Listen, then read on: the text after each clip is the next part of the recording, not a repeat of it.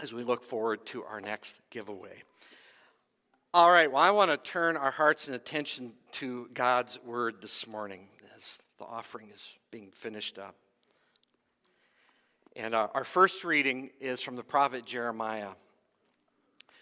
And the basic theme in our readings is how God wants all his people to come home to him and to find mercy and grace and love in his presence. And here is a wonderful passage. The prophet Jeremiah is talking about how God wants to bring all of his people, his Israel, back home into his presence to save them. So Jeremiah chapter 31, verses 7 to 9. The prophet says, "For this is what the Lord says. Sing with joy for Jacob. Shout for the foremost of the nations. Proclaim, praise, and say, Lord, save your people, the remnant of Israel.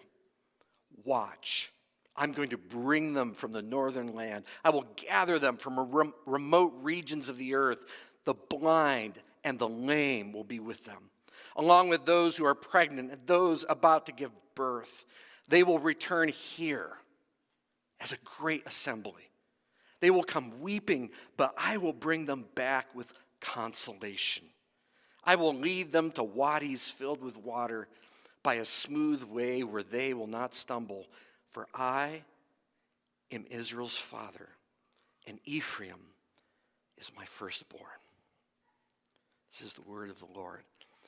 And then from the letter to the Hebrews, chapter 7, verse 23 through 28. This will serve as the basis for our message this morning. That Jesus is the fulfillment of God bringing us back to himself. Now, many have become Levitical priests since they are prevented by death from remaining in office. But because he, Jesus, remains forever, he holds his priesthood permanently. Therefore, he is able to save completely those who come to God through him, since he always lives to intercede for them. For this is the kind of high priest we need: holy, innocent, undefiled, separated from sinners, and exalted above the heavens. He doesn't need to offer sacrifices every day, as high priests do, first for their own sins, then for those of the people. He did this once for all time when he offered himself. For the law appoints as high priests men who are weak, but the promise of the oath, which came after the law, appoints a son who has been perfected forever. And finally, from the Gospel of Mark, that we can come to him just like blind Bartimaeus.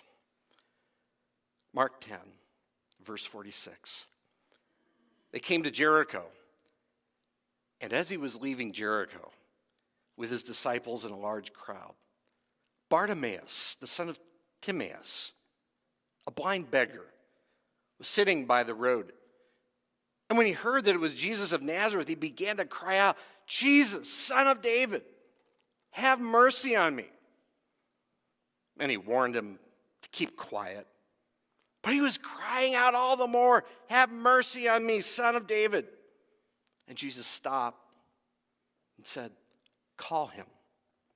So they called the blind man and said to him, "Have courage, get up, he's calling for you."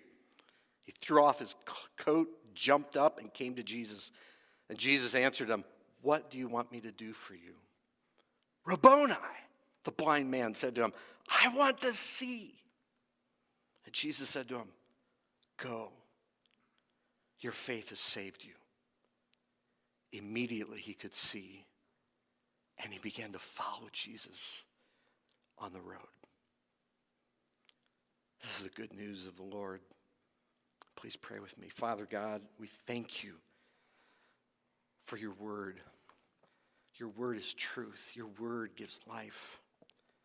And Lord, I pray that you would speak to us this morning, right at our point of need.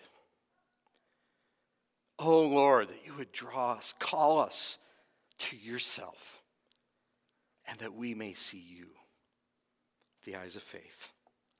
In your name we pray. Amen. This past week, I called my mom, who lives in Omaha, Nebraska, and I was talking to her on the phone, and the conversation was going well for a while.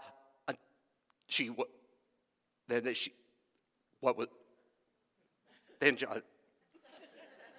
that frustrating? What the heck did I just say? That's what, the words were cutting out. I was just like, Mom, you're breaking up. And I don't know if she moved to a different spot of her apartment or went out on the deck or something.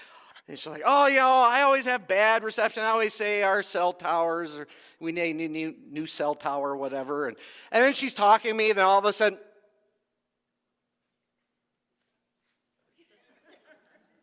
hello, Mom, click. Oh. Isn't that frustrating? It's like, this advanced piece of technology, and sometimes like, Mom, I'll call you on the landline. We still have one of those. And but it never fails, whether it's a bad connection, it's like, was it on my end or was it on her end? Or sometimes, maybe I'm talking to my brother who's on a business trip, then all of a sudden he hits a dead spot and there's no signal. And he's talking, boop, blinks out. And then he has to call me back. And how frustrating is that? No signal or bad signal, no connection. You ever feel that way spiritually with God? You ever feel like you have a bad connection spiritually? You're like, I don't know.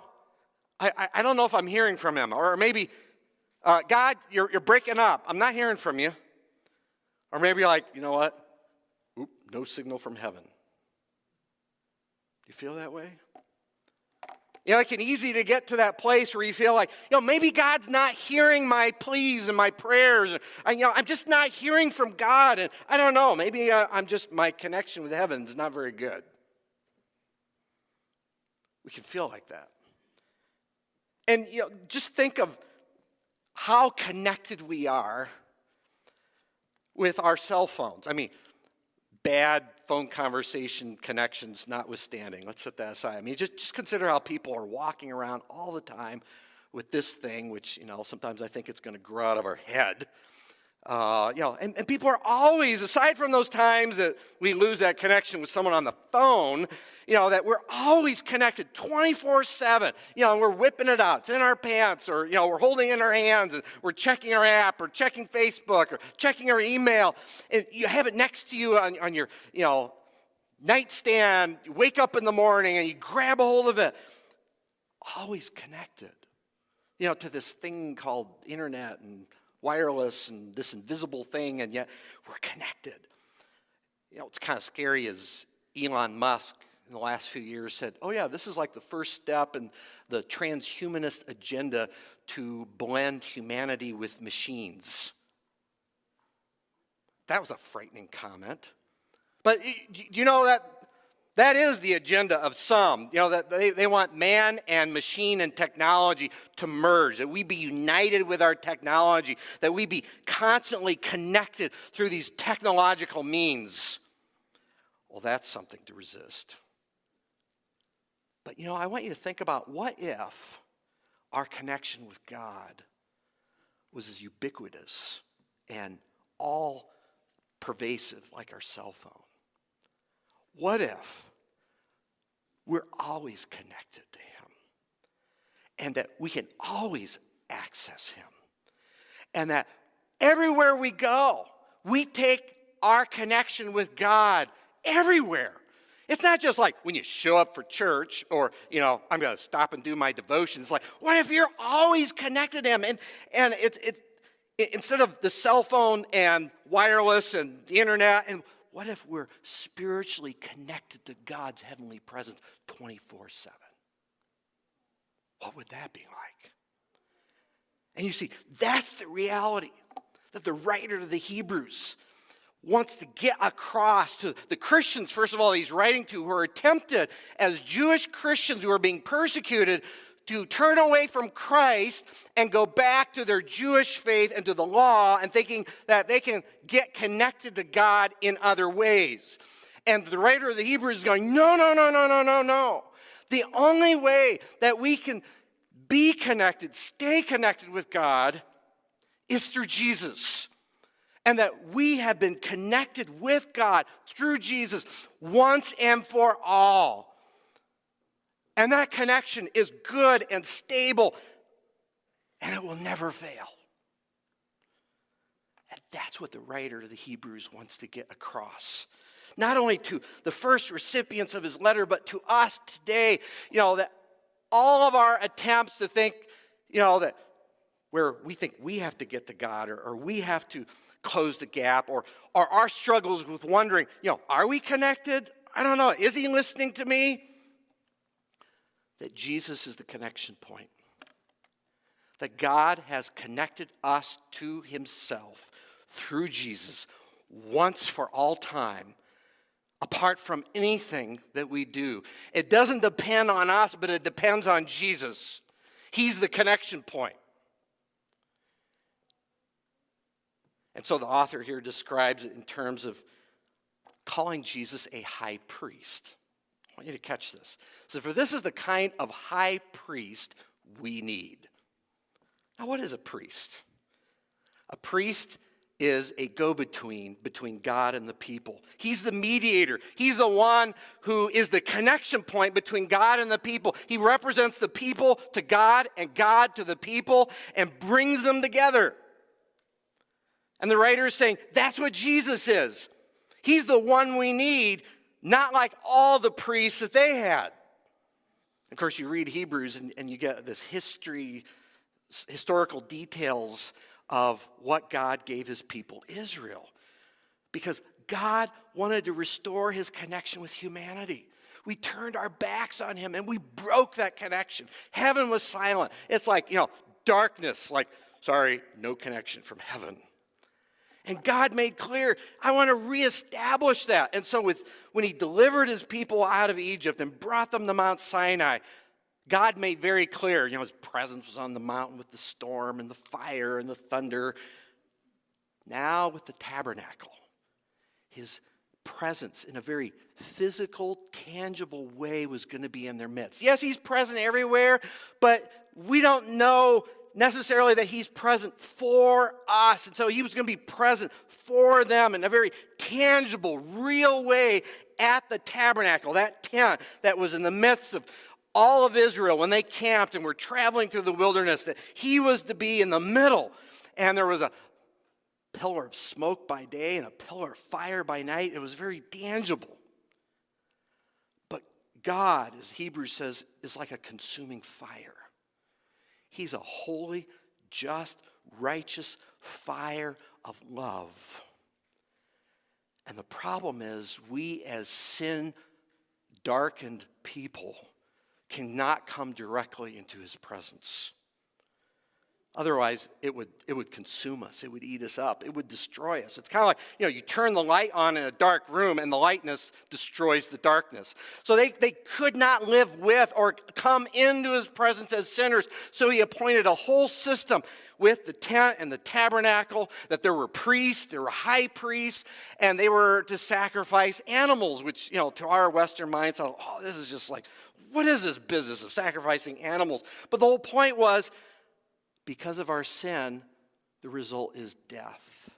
And God was saying, but I want to deal with your broken connection. I want to deal with that death, and I want to transfer it to another. And so the priests were the go-between, the connection point, and they would represent the people to God, and they would offer up gifts and sacrifices every day, the morning, the evening, special sacrifices, Passover, Day of Atonement, so that when these animals are slaughtered and killed, and I know if you're a lover of animals, you're like, oh, this is terrible. And, I can't imagine if you're a priest and you got this white, your wife has just pressed off your white robe, and you go, and now it's stained with blood, and it's dirty all over the place. But the whole point is God's dealing with their sin, to redeem them, to breach that gap so they can live in his presence. But here's the thing. This was just an earthly, physical picture of a heavenly reality he wanted to accomplish. They had a foretaste of it.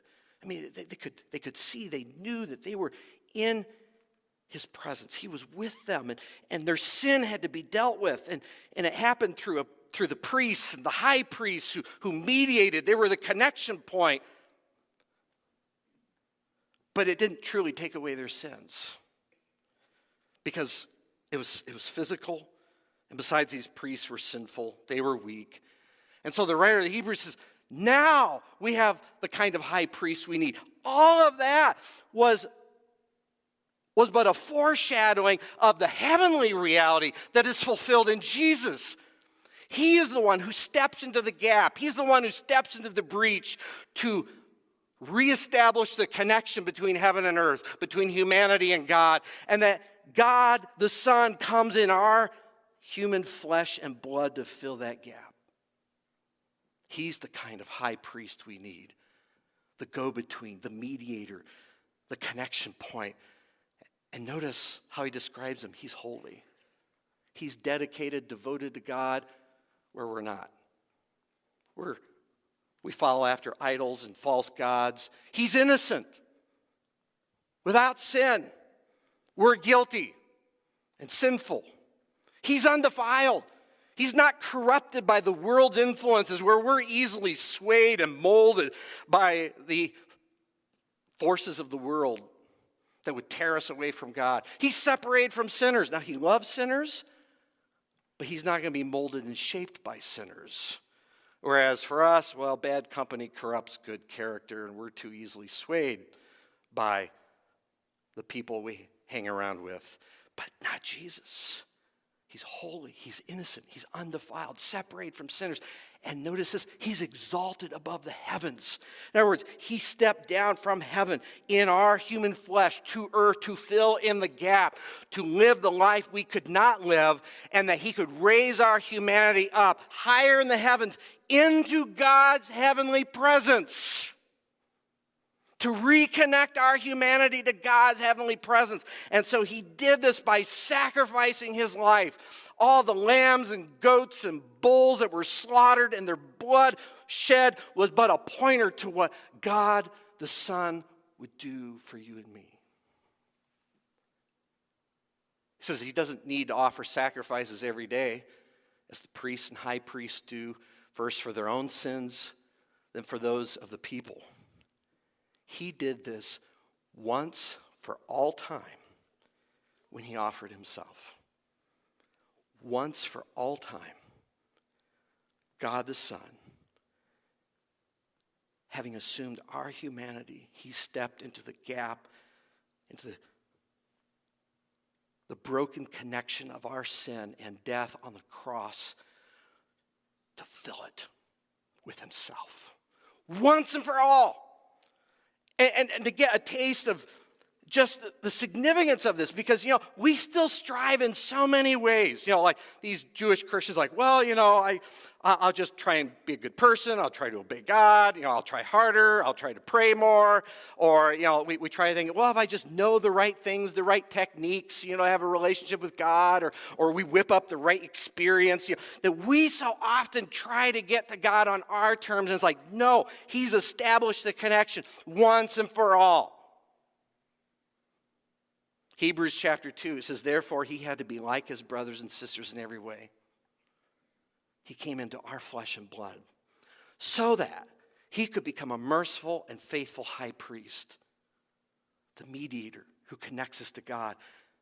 It says, in matters pertaining to God, to make atonement for the sins of the people, that by his death and his resurrection for our sins, he put us at one with God.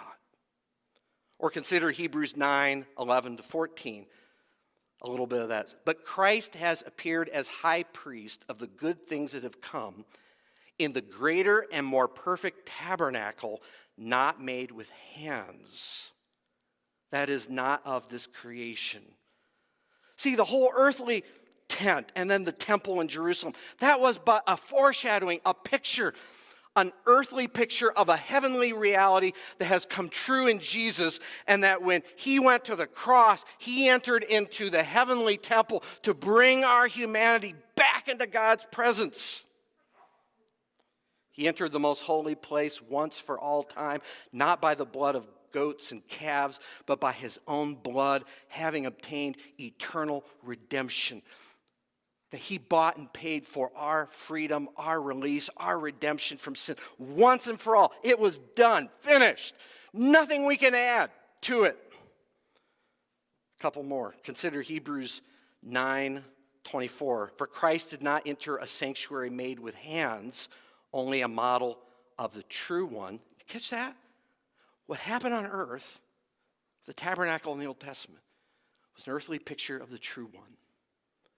And Jesus, in our humanity, he dies, he rises, he ascends. He brings our humanity back into the true temple, the true tabernacle of God's heavenly presence. But into heaven itself, catch this, so that he might now appear in the presence of God for us, in our place, in our humanity. Having paid for our sins, covered the gap, he now brings our humanity into God's heavenly presence. He's our connection point. He's our mediator. He is our restored connection to God. Every priest stands day by day ministering and offering the same sacrifices time after time, which can never take away sins. But this man, after offering one sacrifice for sins forever, sat down at the right hand of God. You see, this is a spiritual, heavenly reality. You can't see it with your eyes, but Jesus has reconnected us to God's heavenly presence, which is why in chapter 10 he can say, now I want you to enter into this.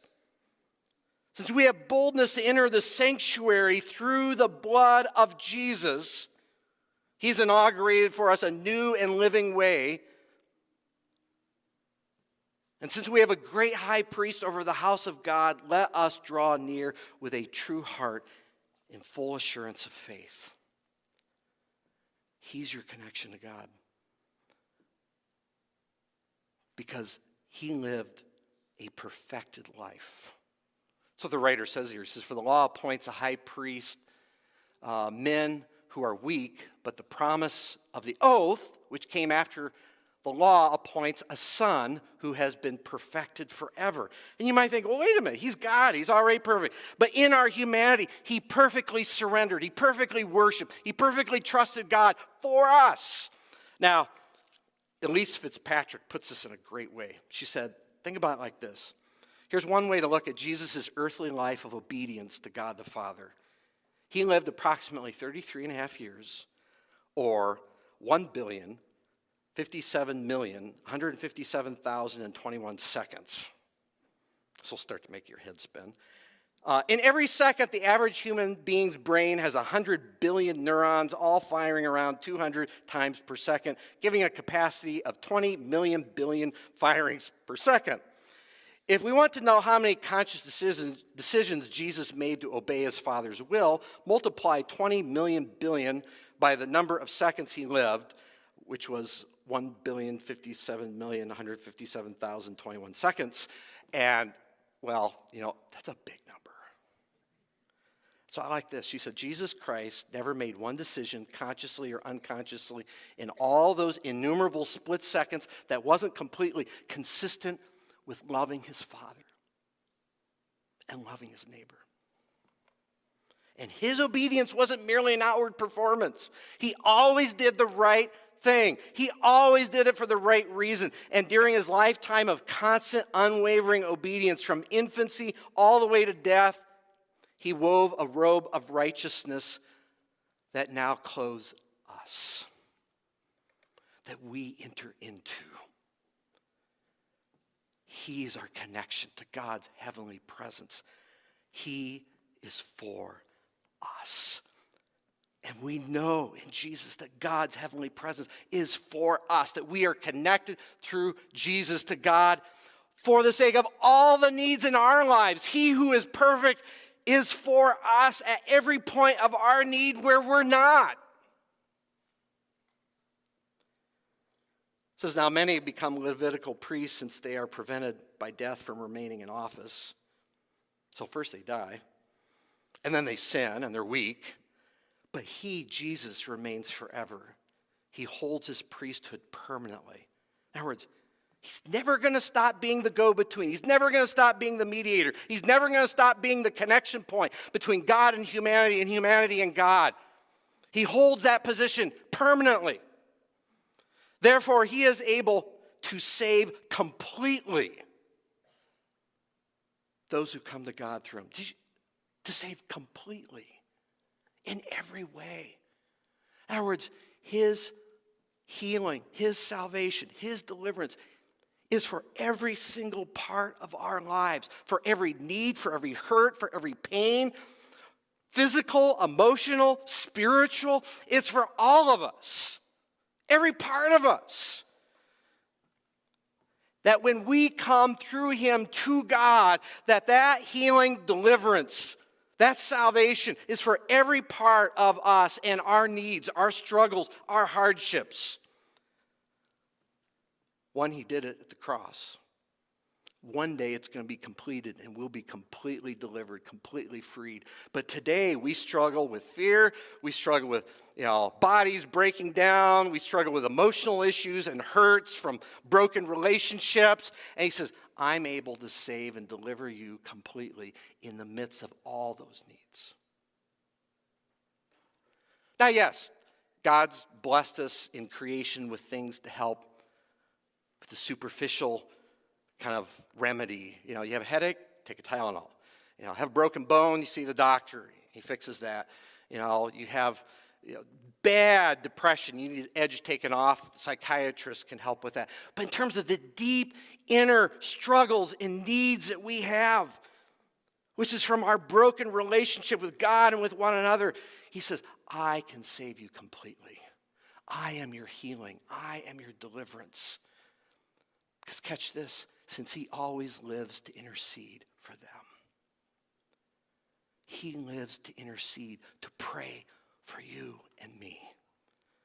So that Jesus, who represents us to the Father, who represents the Father to us, he is at the Father's right hand. We're included in him. And he's saying, I'm praying for my people. I'm praying for them. I'm praying for their healing. I'm praying for their deliverance. That Jesus is always praying for you and for me at the Father's right hand. And not only that, but Paul says in Romans that the Holy Spirit intercedes for us with groans too deep for words inside of us. He says, we don't always know how to pray, and because we're struggling and wrestling in life, and we're not really sure what to pray. The Spirit prays in harmony with Jesus who's praying. Now, I want you to get a picture here. There's a 24/7 prayer service going on in God's heavenly presence, and you're caught up in it.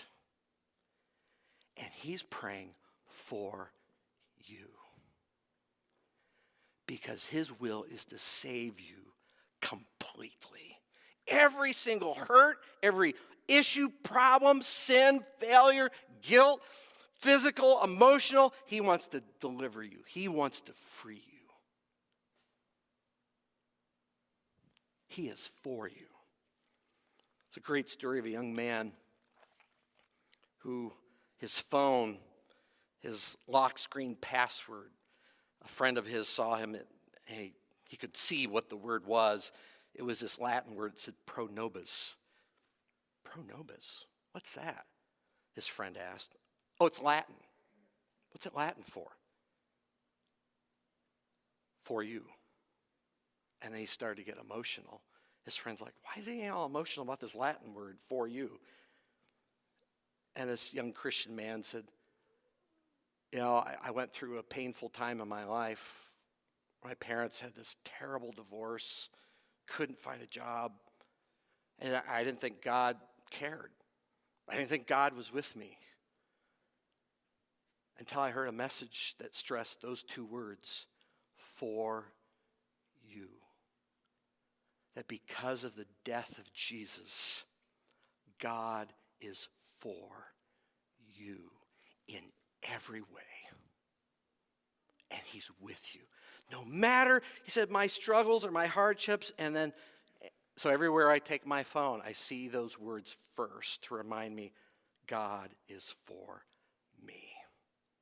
Just like he's for you. And he's enveloped us in Christ into his heavenly presence for all of our needs to come to God through Jesus. Now that means faith. Because we are connected to God through Jesus. And this is for all people who believe. He invites us to believe. He invites us to enter into this connection by faith. You know, to stress those words, those who come to God through him, through Jesus. Or in Hebrews 5:9, after he was perfected, he became the source of eternal salvation for all who obey him. This is not obedience to the law. This is about an obedient hearing and trusting in Jesus as Lord and Savior. A surrendering in faith to him. And it's by faith we enter into this heavenly connection through Jesus. And we bring all of our needs, we bring all of our cares, and we realize he is for us. He's our healing, he's our deliverance, he's our salvation. You know, it's kind of like my cell phone. It's always connected. But you know, if I set it down and I leave it, I don't have that connection with me. Unless I pick it up and take it with me, or I hold it in my hands. And it's the same way with Jesus. He is always our connection, our permanent connection with God, that will not fade, that will not weaken, that will not go out. But he calls us in faith to grasp a hold of him, to enter into that spiritual, heavenly connection. Just like I take my phone with me everywhere I go, that you take that heavenly connection with you in Jesus everywhere you go. Those who come to God through him. And that's not just one time. Well, yeah, when I gave my life to the Lord, 15 years ago. No, this is a daily coming to God through him. Living connected to God through Jesus. So I want to close with this point. Because he invites us to commune with him. As we've been connected in Jesus once and for all of our needs, by faith, to commune with God, not only when we gather for worship, and this is a big point in Hebrews, the corporate gathering, but also each day that we commune with God through Jesus. And you see, you don't see it. It's like, well, it looks like earth. I don't see angels and I don't see heaven. And it's like, well, just like you don't see the internet or Wi-Fi, but you're connected. That through Jesus, you are connected. And to enter into that heavenly communion, and that word commune means to intimately communicate. As we hear his voice through his word, and the Spirit causes that to resound and echo in us, and we speak to him like blind Bartimaeus coming to Jesus and say, oh Lord, have mercy on me. Oh Lord, deal with me at the point of my need. Here's the reality. Therefore, since we have a great high priest who has passed through the heavens, Jesus, the Son of God, let us hold fast to our confession. For we do not have a high priest who is unable to sympathize with our weaknesses, but one who has been tempted in every way as we are, yet without sin. Therefore, let us approach the throne of grace with boldness, so that we may find mercy. We may receive mercy and find grace to help us in our time of need. Jesus has connected us. And he invites us to live in that, to commune with God, not only when we gather and worship, but every single day. I want to close with a great account from a book called Faith That Endures, where Ronald Boyd McMillan, the author, had a chance to interview a well-known Chinese pastor who had endured a lot of persecution in the Chinese church. And when he met with this man, Wang Mingdao, Pastor Mingdao asked McMillan, "Young man, how do you walk with God?" And McMillan then just started to list off, kind of almost like checking boxes off of a list. Go to worship, disciplines like Bible study, prayer. And then he said the Chinese pastor mischievously retorted, "Wrong answer. To walk with God, you must go at walking pace."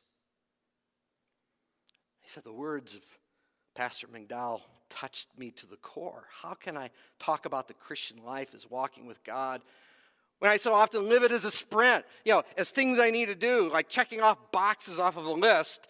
Of course we run with perseverance the race marked out for us, but we may fail to run with our eyes fixed on Jesus, the pioneer and perfecter of our faith. So Jesus is inviting me to walk with him. Too often I find myself running for him. What do I need to do for him? I'm doing this for him. I'm doing this for him. We're to walk with him. There's a difference.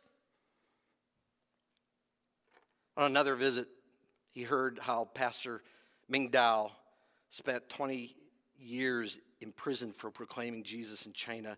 He said that cell became a place of unchosen, unhurried time for Mingdao. There was nothing to do but be in God's presence in Jesus, which he discovered was actually everything. And he summarized what he learned from Pastor Mingdao. One of the keys to the faith of the suffering church: God does things slowly. He works with the heart. We're too quick. We have so much to do. So much, in fact, we never really commune with God as he intended when he created Eden, the perfect fellowship garden. But for Pastor Mingdao, persecution, or the cell in which he found himself, was the place where he returned to walking pace, slowing down, stilling himself enough to commune properly with God. And so for you and me, whatever our cell is, whatever our hardship, whatever our difficulty, he's saying, slow down, walking pace, enter in through Jesus and commune with me each and every single day. For Jesus has connected you to God once for all, and he is for you. Amen? Please stand.